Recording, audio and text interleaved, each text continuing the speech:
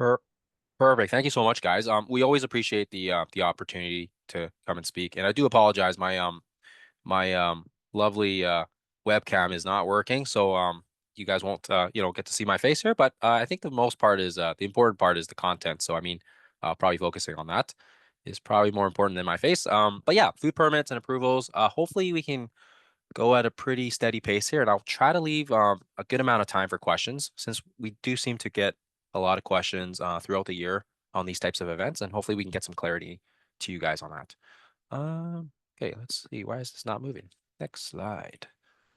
Boop. Okay, so permits versus special events. So basically, a food handling permit is what businesses use, whether it's a restaurant, a food truck, basically what we're all basically accustomed to, and those will require approval by us. And then, of course, they will also require an application and a routine inspection that's conducted by our inspectors. Whereas a special event is essentially similar to Open Farm Days, Edmonton Heritage Days, Calgary Stampede. Those would be examples where they would require a special event approval, which basically gives them a temporary approval, so to speak. So that way you're not going through the ringer and getting an application and also getting an inspection also and a fee as well. So it basically allows for, these types of events to occur in Alberta, which is kind of their way of getting through without, basically going through all this red tape.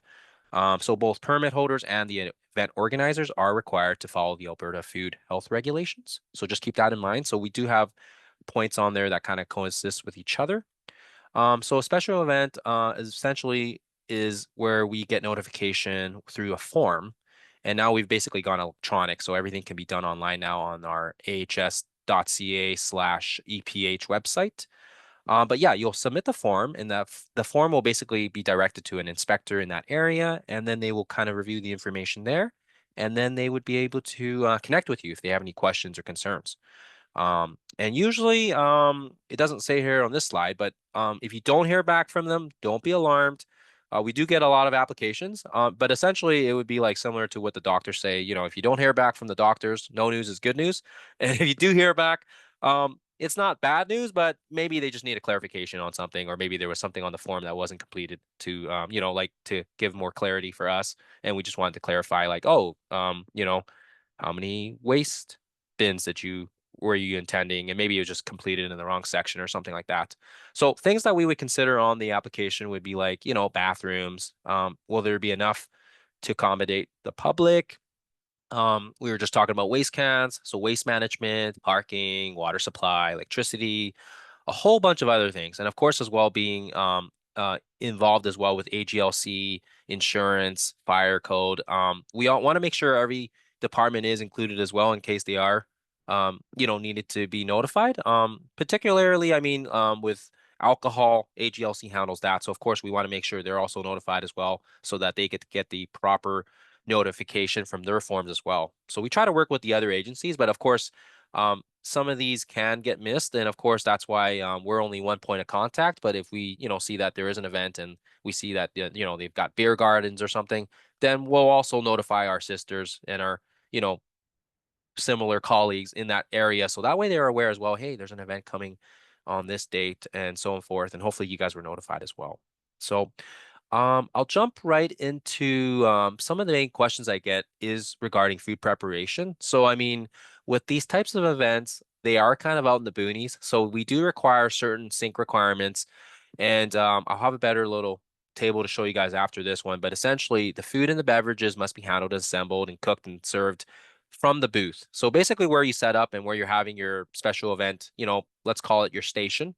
The food usually needs to be conducted in that station. If it's being prepared ahead of time and it's somewhere else other than that booth, then that would require an approved facility to be utilized. So, that would include, like a restaurant, maybe a church, community hall. One that particularly already has a food handling permit by us is what we want. Now, keep in mind, not all these will apply. So if there's low risk home prepared foods, and I'll just use cookies and cakes as an example, those are usually low risk enough that it doesn't require that requirement. So then you can do that ahead of time as well. Because as you know, you can't just bake a cake in 2 minutes, right? You need time and preparation. And then, of course, as well, if you have like a food truck or something like that, that can also be utilized as well, other than like the restaurants and the community halls and the churches. And I think this will make more sense if you look at this chart. So a lot of people do have different levels of food handling. So of course we do have it kind of outlined here, and this is a great chart. This is, something that we use a lot where, if they're doing the candy, the chips, the bottles, there's no requirement. You don't need any sinks, you don't need any hand sanitizer. But the moment we start getting into a little bit more food preparation, so let's say there's like, nuts, cookies, we need hand sanitizer at the minimum and then access to a hand washing sink. So I don't want, I don't want anyone like freaking out, like saying like, oh my goodness, like we need an entire sink just so we can do this event. These sinks can be very flexible. So this example here is a hand washing sink that can be utilized using basically your, water. I want to call it. It's like one of those water jugs you can get from the grocery store, and then you can have a little jug to catch the wastewater, and then of course you can see the little paper towels and the hand soap there. This would be an appropriate hand sink setup. So this would be utilized, for anyone on site there. You can also go to those rental places that also have like the hand stations that you can also rent as well. So it would just depend on the size of your event. And if you think you're gonna have like more than 100 people, yeah, probably maybe getting one of those rental sinks would be a better setup. Or if you think you're only gonna have like 20, 30, 40 people, maybe a couple of these little guys will probably get the job done. Because, yeah, there is a limit to how much they can store. But of course, end of the day, we just want accessible water and soap and paper towels for anybody there. And, whether they're touching animals, petting, or they're doing a little bit of, kids, I think they kind of just touch everything. So we just want those hand stations ready so that way you guys can utilize it. So back to this chart. So the moment we get into a little bit more food handling, then we would also increase that level of requirements. So of course, if we're cutting and serving the baked foods there and cheese cubes and anything, now we're starting to see a little bit more of the risk category. So fruits and cheese would require temperature control. So then we would need that hand washing sink basically in the booth. So this one, the first one where you just needed the hand sink and it could be anywhere. Yeah, you could have it in the middle of fields, wherever, right? But now with this increased level of cheese and the fruit, then we would need that hand sink basically situated right into that station, and then having spare utensils handy so that, if you drop a fork or a pong or something, then you can at least have something ready and you don't have to run back into the house or whichever to get your stuff. Now, the moment we get into hot food items, so hot dogs, pizzas, I think those are the main ones. I think, people serving hot dogs. Then we would need that hand washing sink in the booth, and then we would need some sort of access to a two-compartment sink. So this two-compartment sink is something I think that kind of scares people a bit as well. And it can be portable. It doesn't have to be plumbed in or hooked up. It just needs to be basically two compartments, and it would be similar, like I said, to this hand sink where as long as you can have something to catch the wastewater, and then it's I don't know if you guys are aware of the portable ones. I should have attached a picture, but essentially it would be something similar where they would have some sort of a waste canister to catch it, and then there would be a freshwater intake that would hook up to the valves, and then it would just be two big compartments. So this is something that I think is more prevalent in like the larger events like K Days, Heritage Days, and of course like Calgary Stampede. So those would be kind of more, like I said, if you're doing that full on, hot dogs, and if you're doing the whole everything, then yeah, we would require the two compartment sink in the booth versus this one is just access to a two compartment sink. So even if you had a two compartment sink, like, like set up, like rented, or if it's like close to your home, that would work as well. Like if you had a shed that had a two compartment sink and it's, it's accessible, that would work as well. So, but the moment you have everything going on, with meat and cooking and everything, like burgers, basically think of your full on restaurants, then we would need that sink compartment in the booth. And that's where those rental sinks that can be used at the, at the rental places, they can rent them out. I think it's a couple $100 to get them rented. But yeah, essentially it depends on what you want to do. So hopefully that makes sense. And again, with those rental sinks, you don't need to memorize any of these details, but again, this is just basically minimums and maximums. 20 liters for the hand washing basins and like 75 liters for the two compartment sinks. Again, we're pretty flexible on these volumes as long as the sinks are accessible. They're just set numbers that people have determined based on the average of water they use. So remember, I think most of these farm days Won't really last more than 3 days. If they do, then of course, then it would be a different set of requirements.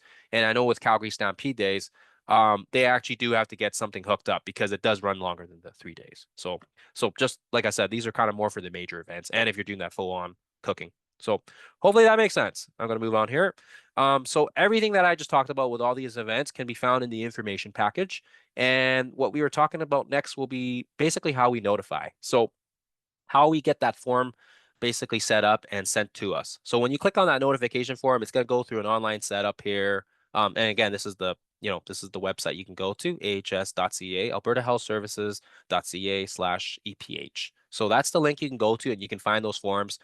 And once you click on that, you can basically start your event. So Thomas Days, I was very, boring with it. I couldn't think of something else and figured that's easy. 123 Thomas Street, Athabasca, Alberta. We're in the north, but depending on where you are situated, just make sure you guys are in the right zones because this will basically shoot it to whoever will basically handle your application. So if by some mistake you don't realize what zone you're currently in and you fire it off to north or central zone, that may delay in the approval process just because it gets bounced around a little bit, and then they'll be thinking like, wait a sec, Athabasca is not in Edmonton zone. That's further up. So it probably wouldn't delay it too much because we'd be able to put one and one together, but it does save a little extra time. Just in case if the inspector's away, it would go to a different set of inspectors and they'd be wondering like I think the best example I can use here is the Athabasca River.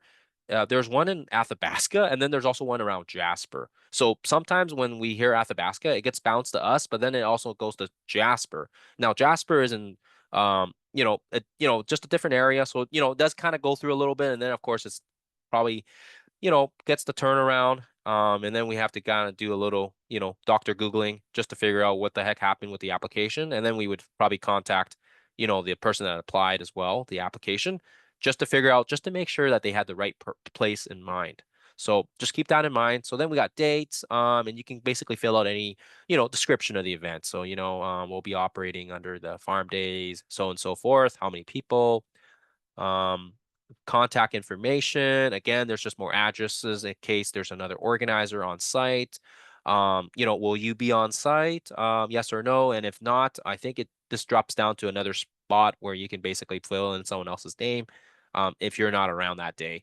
And then of course there's the, toilets, sinks, just how many you'll be running through, holding tanks, if there's a septic field that we should be aware of. So that way, certain items shouldn't be around there. So that way, there's no contamination. And just other items as well. How's that water going to be managed? Is it going to be a direct connection? Is it going to be a holding tank? Is it not applicable because you're just going to get like a sewage truck to come and grab your waste? So it just depends on the situation, depends on your farm. And then, are you going to have potable water, bottled water, all that good stuff. So there's lots going on there. Yep. I think this is pretty generic. I don't think I need to go through everything here. And then if you do have a food truck, you can include the food trucks as well. Thomas's truck, and then they will usually have approved sticker by us. If they don't know what this is, they can also contact us and reach out. But usually they should have the sticker, and it's usually with their permits as well. So just get a record of their permits if you are deciding to go with a food truck, and then just have that there, and then we will be able to kind of find them on our system real quick. And then yeah, are you requiring vendors to be set up prior to the event? Yeah, that's just if you want them to be there at a particular time. It doesn't really matter. If you don't know at the time, you could just, put yes, they will be there, or you can put no and you just, you can update it as you will as well. And then site layout, these can be pictures where the bathrooms are. They don't have to be anything too crazy. They can be a simple drawing. You can use doodles. They can be computer generated as well if you're fancy with the tech. And yeah, that way it just gives us an idea of where this layout is, where your booth's going to be set up, where the bathrooms are, that sort of stuff. Once you do get it submitted, we do prefer that 30 days in advance to give us ample time to kind of, you know, assess it and, review it. And then that way we're not crunched for time, because we do get lots of these applications over the summer. I think right now I'm starting to get quite a few.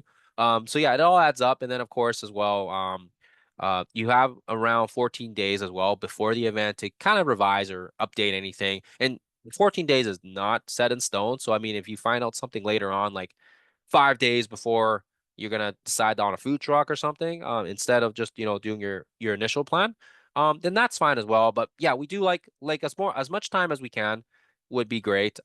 We have gotten things like literally the day right before, and yeah, we kind of really have to shift gears when that happens because then we have to get it done. Or even the day of. So yeah, more time the better. The inspector will be happy with that, and then they won't, they probably won't be cranky as well if they have ample time. Um, and yeah, so I submitted. Now what? So yeah, on average, it takes us about a week, I would say, 5 business days to get to the inspector. So that's why I said, if it gets to the right person on time, you'll save a couple days. I think they give a range here because, yeah, like I said, it can get bounced around a bit. So we want to make sure it goes to them as soon as possible. And then they'll be able to review it. And like I said already, no news is good news. Usually, if you don't hear back anything, you can contact us as well 1 or 2 weeks prior just to say, hey, just want to make sure the event got submitted. And when you do submit it, you'll also get an email by us that says it was submitted. But yeah, just, you can contact and reach out to them as well just to make sure that that they did get it, because yeah, sometimes things do get lost in limbo, and of course you're kind of sitting there wondering like, hey, what happened to my event, like did it get submitted? um so do I need a permit for farm to gate sales? So this is a question we get asked lots as well. So whole fruits and vegetables, basically anything on the farm goes. You don't need to let us know about that.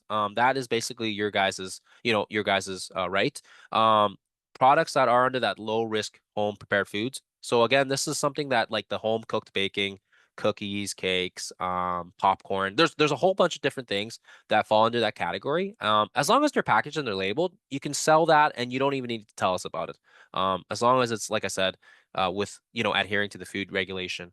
Now, keep in mind, if we do get complaints that somebody's not labeling or somebody's not doing these correctly, then we would follow up with you guys and then we would have an inspection and we would look at those products. So complaints do come in about that. Liquid honey, again, it's kind of like in its natural form, just like fruits and vegetables. So we don't really regulate that. And farm eggs, direct sale, they fall under a different regulation. So you can do the direct, basically, if you think about natural, like eggs, produce, honey, those all belong to Alberta agriculture. So they have their own set of regulations for that, and that's allowed. And you guys don't need to let us know about that.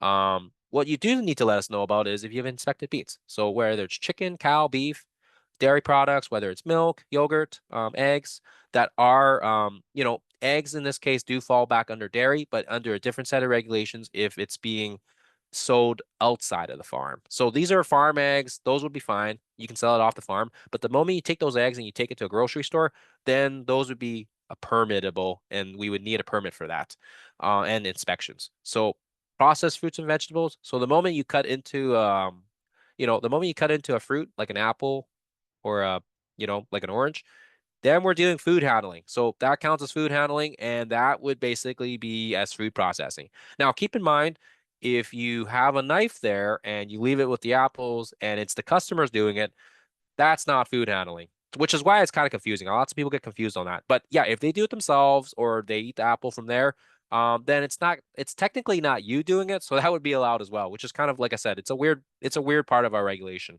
And then yeah, foods that don't fall under this low risk would be pretty much everything that's not like your cookies and your all that other stuff.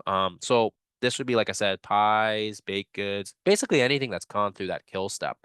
So, if it goes through the oven, jams and pickles, anything that goes through an acidity, also allowed. So you don't need to worry about that. But they must still be labeled. So just keep that in mind. And essentially, think about home low risk prepared foods as something that doesn't require that refrigeration step. So the moment you think like, hey, chicken, I gotta refrigerate. Like um what else is there? Oh gosh. Well, any type of, like, it's like an apple, like you can leave an apple out probably at room temperature, like at the grocery store.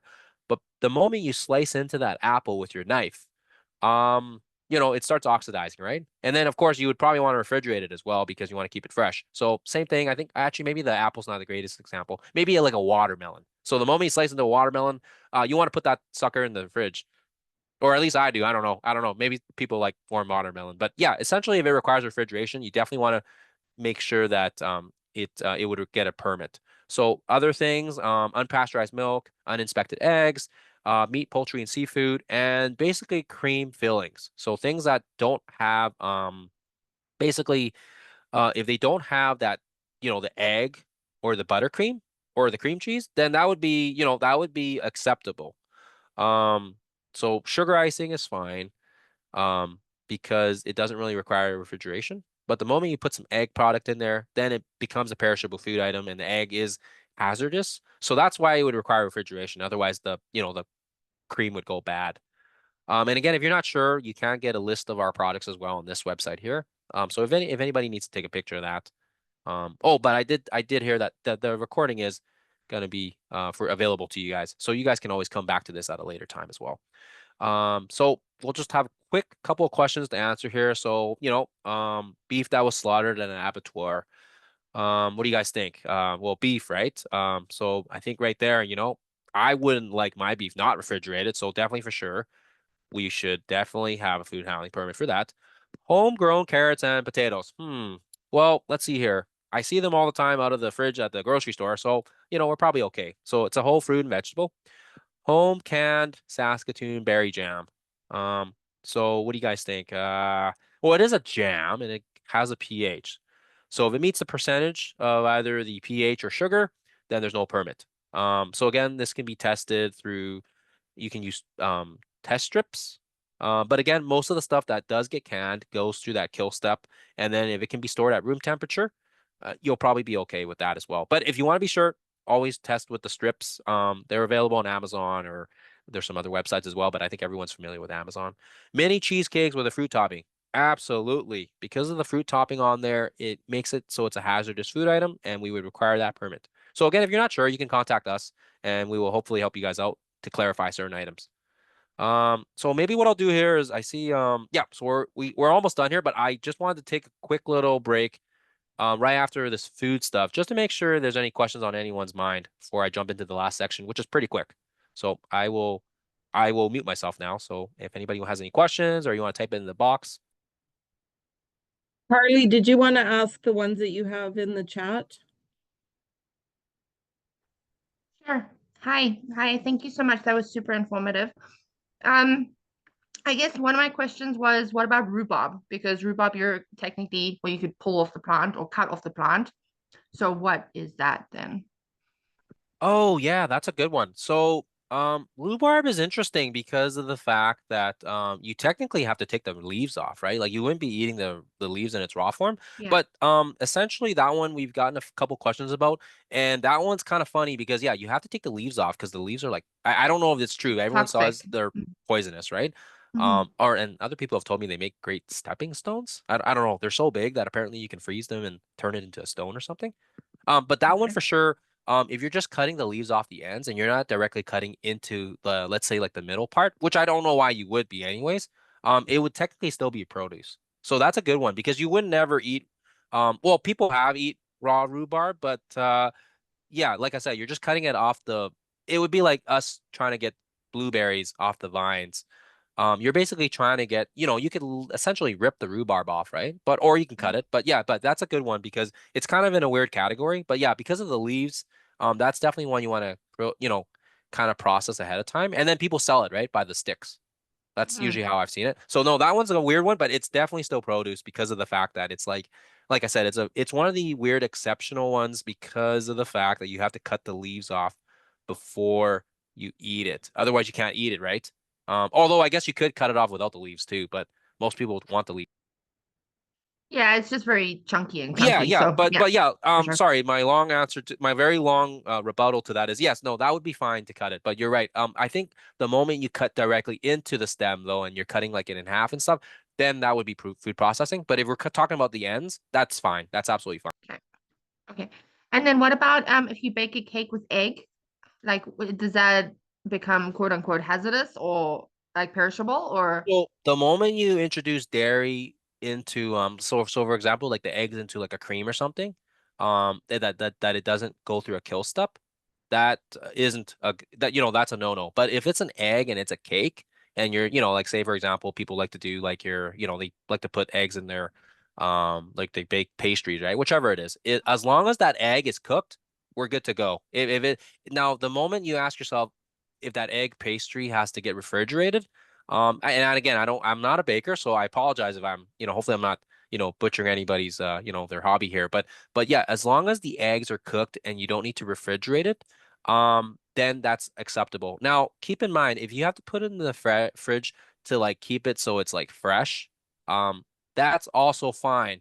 It's just the moment you ask yourself, like, for example, we can leave cookies out at room temperature, but you can also put them in the fridge to keep their freshness, right? Some people do that. I'm not one of those people, but some people do that. So the moment you have like eggs and cookies and it's not stable at room temperature and it like goes bad within a couple days, then I would say that's probably a no-no. And I think particularly here, the ones that we run into a lot of issues are like the high moist, dense cakes that people use a lot of moisture in. And I think like zucchini bread, banana bread, those would be good examples of ones where yes, they would probably be fine at room temperature, but a lot of people store that in the fridge because of the fact that they have that high moisture content, and then it would kind of keep it and preserve it. But yeah, I mean, banana bread, I mean, it's basically just flour and banana, some chocolate chips, right?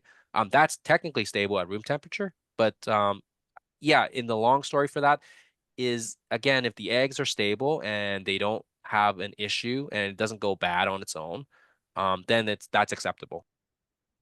So let's say we would make a sorry, I don't want to take up all the time, but say we would make a banana bread and then like just put it out and have people buy that day, and then because it's now not fresh the next day, we make a new one the next day, but we've put the old one away. You know what I mean? Would that still need a permit or would that be okay? So that banana bread is a good one because lots of people do it and it's very popular. But no, that would be one of those products, like I said, it's a low risk prepared food and you could put it on your forms, but you technically don't really need to because it is a low risk prepared food. And yeah, and those ones can be done, like I said, without a permit and you can do it ahead of time because of the fact that it does require like, I don't know, banana bread. It doesn't take a long time to make, but obviously if you're doing your event, you're probably not baking bread at the same time Mhm. because it is still a time a time Awesome. Thank you. all right, awesome. Okay. We have another question. Thomas, we have Yep. another one. How about homemade lemonade and iced tea? Oh, so yeah, that's another good one. Yeah, technically I think under the let me see here. I just pull up that form here. Low risk prepared foods. I think they do have certain juices on there. And I think as long as it's mainly just sugar.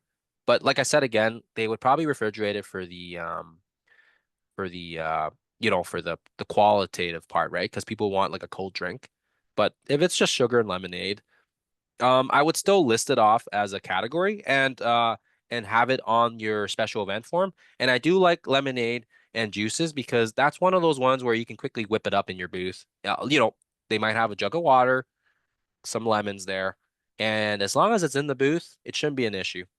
Even if it isn't a low risk prepared food, you can still do it in their little vendor setup area wherever they decide, without too much issues with the sink or anything like that. Here, let me see here. Was there anything on here about there was one about coffee, tea, donuts, and then I think there was one so yeah, I mean, if you're doing tea and coffee, it's probably the same. So just make sure they have a access to a hand sink, which, like I said, can even include like the one in your house, and you can just have hand sanitizer. So as long as they have water and stuff there, it should be fine. Yeah. Yep. Awesome. Okay. And then one more question. So same kind of question as the rhubarb, but with lettuce. We're not processing, simply cutting the ends off Yep. and Yep. washing. Same thing. Same thing. As long as that lettuce, like I said, if they feel really sketchy about it and they don't want to do it themselves, they can always let people like they can always leave it on the onus of the customers or the clients as well on site. They're like, hey, which head do you want? And I can they can assist with that, right? But no, it's not technically a food handling.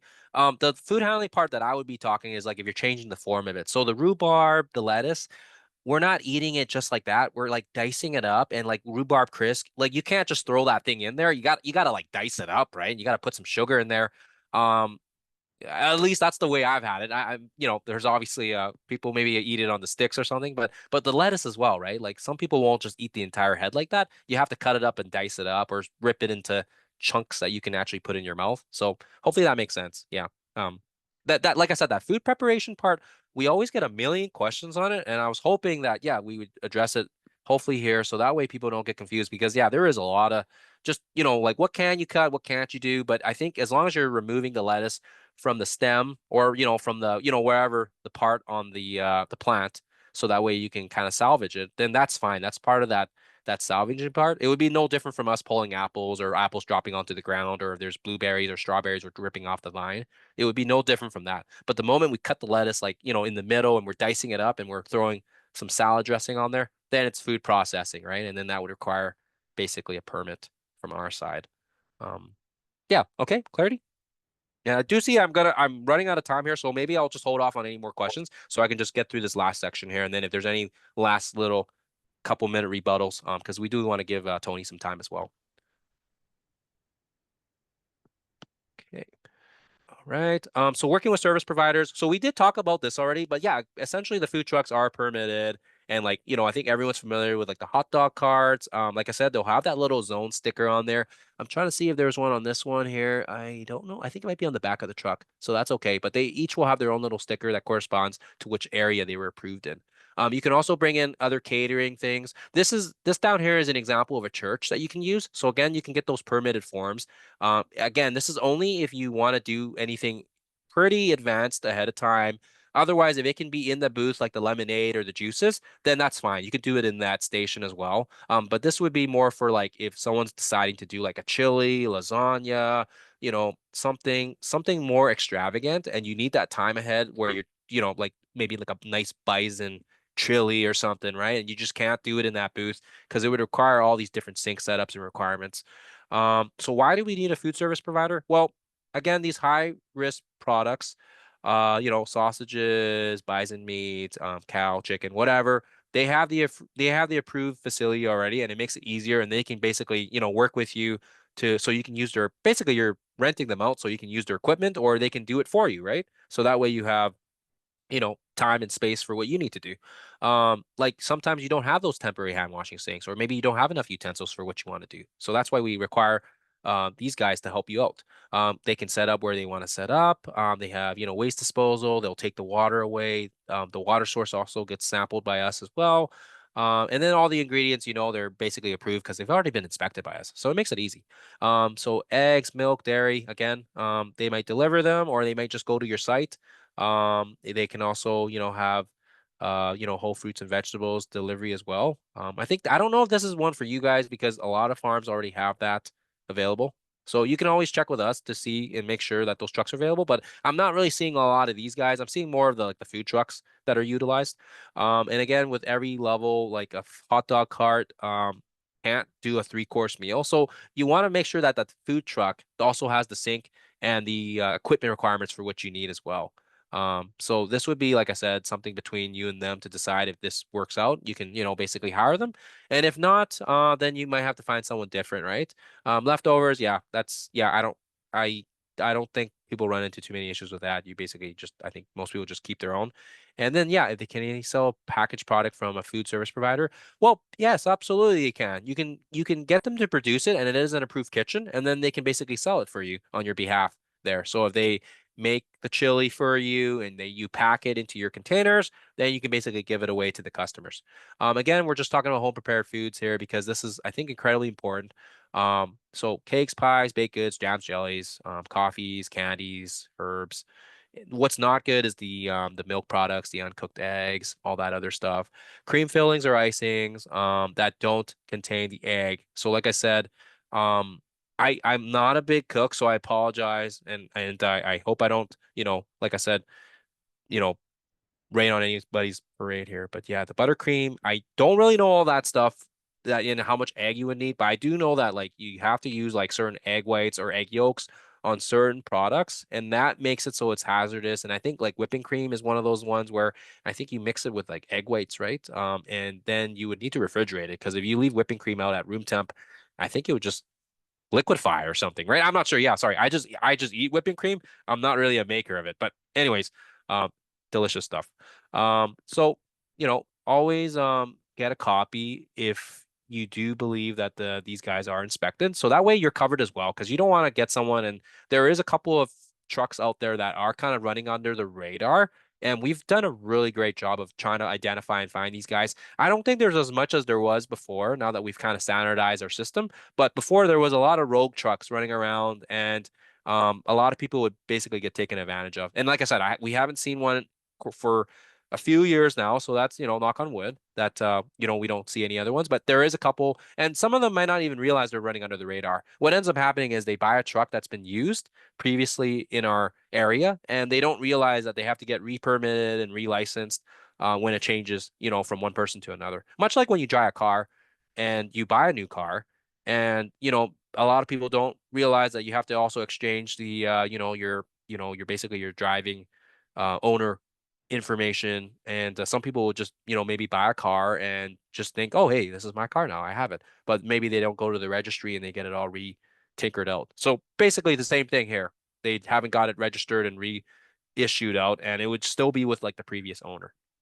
So this is just to make sure that you have a licensed facility, so that way we don't have to hound you down and say, hey, you can't have your event now because those guys aren't licensed. Or we can also help you guys out with the event so it runs smoothly, and also to make sure nobody gets sick. I don't think we've had too many issues with Open Farm Days. So I think that's great. But we have, had other issues in other areas in the province. And I think one of these great things about being able to talk and speak here and being invited to these every year is so we can kind of get ahead of it. So that way everyone has that information on hand. And then it helps moving forward because education is a powerful thing. Questions. So this is kind of it. Apologies for going over time here. And then again, this is my contact info if you guys have any questions, but the best number to call, because I am usually out and about as well doing my inspections. But you guys can definitely reach out. Don't get me wrong. You can definitely reach out to me. Because, like obviously, I work with the North Zone committee leads. So that's one of the reasons why I've been tasked to do these presentations, because I do have a lot of information on these areas. But the best number to call if I'm not around is this 1-833-476. This will basically get you guys in touch with someone that works in our zone, and they're usually available pretty much all day. There's a whole number of these guys, and they do such a fantastic job. Basically, they're our admins and they do our paperwork for us, but they all know exactly which inspector can help you. So even if you tell them like, hey, this is Bobby Joe out in the Thorhill area, and I don't know who my inspector is. So they'll be able to tell you who your inspector is, and then they'll also be able to tell you, where you can send the forms, or if you just have questions. So if you can't reach me and you have questions about like, hey, I need to cut my rhubarb, like, what do you think? And then basically they won't have the answers to your questions, but they'll have the inspector that can cover that for you. And essentially, I would say this is probably the better number to call, because essentially you're going to get an early conversation with the inspector that you're going to be submitting the forms to anyways. I can help you guys out as well, don't get me wrong, but this is probably the better number to call if you need to talk to someone right away and you can't wait for me to respond. Because yeah, I do get a lot of applications, and I am also running around with my head cut off sometimes. Sometimes I feel like I never even get back into the office. But I'm so glad, that these guys are around, because they do a lot of the legwork for us. And then again, the website that has all our links and everything like that that we talked about today is right here. And I will leave it there. So if anybody has any last minute questions, I'll leave it there. Yep. Thomas, I have a question. My name is Cheryl. I'm from the Crossfield Farmers Market, and we host a long table dinner event. And I just want to make sure that this has not changed. We are in an approved kitchen, in an approved community center. We hire chefs, certified chefs. The first year we held the event, I submitted a special event form. And she came back to me and said, you no longer have to do this if nothing changes. So is that still the case? We're on our third or fourth dinner. So I just want to make sure that you're very not lucky have to fill because out a special event. you're very lucky because I will just go back to the top here so you guys can understand where the rationale is. You already have a permitted facility. So you're doing this step already. You don't need to go to the special event approval, because you've already got the one thing where it's already permitted and it gets inspected. So we're trying to make sure we're not duplicating it. The inspector there doesn't need to worry about you because they already go there and inspect it. I mean, it can happen, but yeah, we're busy as enough as it is. And I would be very surprised, if you need to do the forms as well. But yeah, normally we're trying to standardize it. So it's either this or the other guy. So you've got the first one already, which is why you don't need to get the forms. Yeah, great question though. Okay, so she has said, don't bother doing this again, so I'm not going to, but I will still have to do the AGLC thing. Yeah, Now, that's right. will they Yep. go back and say, well, you haven't done a special permit? So when you guys said that you work back and forth, I want to make sure that I'm not Yep. going to So with be, AGLC, they would also make sure, like I now it depends. I've worked with many different inspectors for AGLC, and I I think that would probably be a question for Tony, because I do see a bit of variance. But what okay, I have seen for the most part is they've also gone into a more electronic approach as well now. And as long as they have confirmation from us as well, like, hey, we just need to make sure that this facility is licensed, and that way they can have their, their liquor license approved. Yeah, normally they would touch base with us as well, and perfect. or the other inspector, and they would basically say, no, this facility is good. We've got the proper inspections in place and the proper documentation, so then you're good to go. But yeah, no, for sure, yeah, always good to check with both of us. And again, we kind of do work hand in hand, and it like I said, it depends on who the inspectors are as well, because some of them are a little more, I want to say, they want something from us in writing just to make sure we're good to go. And then other ones, because we've worked with them for several years, they'll usually just be like, "Oh, hey Thomas, this guy had a thing here, just so you know." And then I'm like, "Yep, sounds good." And it's like, every year, it's an every year Okay, thing. Yeah, I do it annually. So yeah, perfect. And like I said, Tony might perfect. Thank you. have more information as well, so I don't want to overstep on her jurisdiction. But yeah, for sure, I'm sure she'll be able to. Thank you. Thank you, Thomas. Yeah. Okay, perfect. Well, thanks, guys. Okay, I'll stick around. Sorry, I had a question. I don't know if it got answered already, because I had to step away for a minute, but what about things like homemade lemonade and iced tea? Oh yeah, somebody did ask about that. Yeah, that's a big one. Like I said, it's just one of those things where, uh, if normally because the lemonade and the iced tea counts as a food handling, you would technically need to advise and let us know that you are doing some sort of food preparation. And in this case, I would say it probably falls within, like I said, this category where you're basically mixing drinks. So we would just require basically, you can either do this one where, like I said, it really depends on what you're doing. Because I mean, beer, coffee, tea, um, or like this mixing coffee, mixing drinks. We would just need that hand washing sink, um, nearby. So again, doesn't have to be anything fancy, and I think it makes sense too because you probably already have a water supply there. Just making sure you got a little basket of to catch the water and some soap and paper towels, and you can do it in your designated spot wherever they decide to set up. Where if it's some kids doing it, then they probably have a little table and a station there, and that would be perfectly acceptable. And then yeah, maybe they would have like ice packs or ice cubes to kind of keep it cold or something like that. But yeah, that wouldn't be anything overly concerning. And yeah, I think the ask here is just making sure they had utensils to mix the lemonade or the iced tea, and then just making sure they have something nearby for the hand sink in case somebody splashes juice or iced tea or mixes, gets, spilled or something like that. Because, kids never make a mess. But yeah, anyways, yeah, hopefully that answers your question. Okay, thanks. Well, I will just pass it over to Tony here then. Thanks, guys. Okay, and I do have to head out here in a few minutes, but I'll stick around for a couple minutes if anybody has any questions they want to type out on the chat. Thanks everybody. Always appreciate the invite. And yeah, if you guys have any questions, like I said, you can take a quick little. Hopefully, you can still see my screen here. You can take a quick little. Oh, you know what? What I'll do is I'll copy and paste that information at the end with the phone numbers, and then that way you guys have it as well.